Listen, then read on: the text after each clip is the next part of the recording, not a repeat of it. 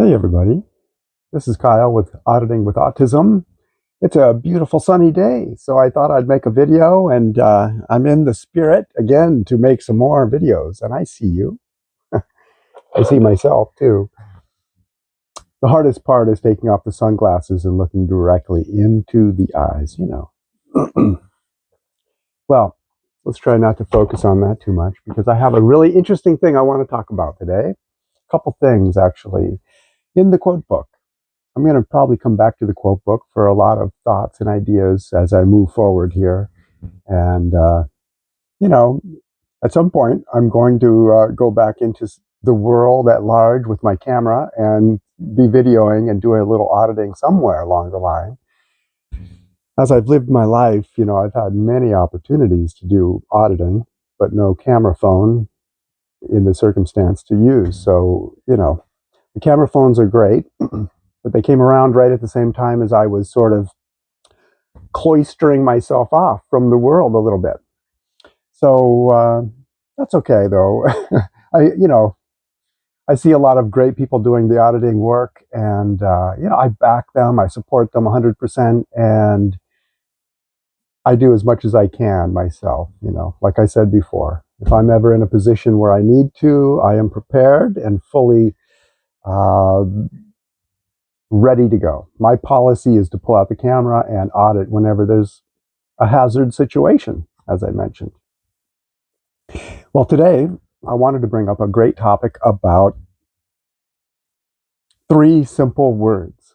Uh, the power and meaning of words is not to be understated. It's obviously every word. Hey, Dexter. Every word is connected to an idea that we have. Hey, baby. Oh, can I bring him up? Say hi. Yeah. How you doing? Every idea that we have, we try to give a word to it.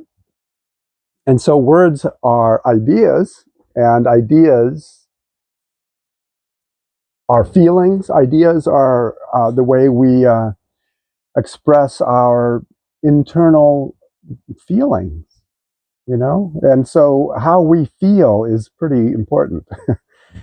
And it can, how we feel internally, especially with our brain, can make us become a completely different person. I mean, there's a lot of stories of people who have changed their entire lives just by how they were feeling, and it's great. For example, let's go to Benjamin Franklin. When he was about 50 years old, he had a feeling about patriotism and liberty, and so he spent starting at around 50, he spent the next half of his life working for our freedoms. And so his feelings and the words that corresponded with them were really important to him. So I'm going to mention my three favorite words in the English language. It's really quite a claim to say that I have, out of all the words in the English language, I have three of them that are absolutely essential. I believe, they're critical. They're my favorite for sure. And I find them to be the essence of everything. So I thought I'd share it with you. It's really easy. You know these words. There's nothing deep and complicated about these words at all. These words are, well, let me just read what I wrote here. I think I wrote it in a great way that I think is easy for us to understand so that I would understand it when I read it later. I want to make sure everything's working here. So I wrote, quote, everything that can be said to be truth can philosophically be said with these three words, quote, I love God, unquote. Think about it.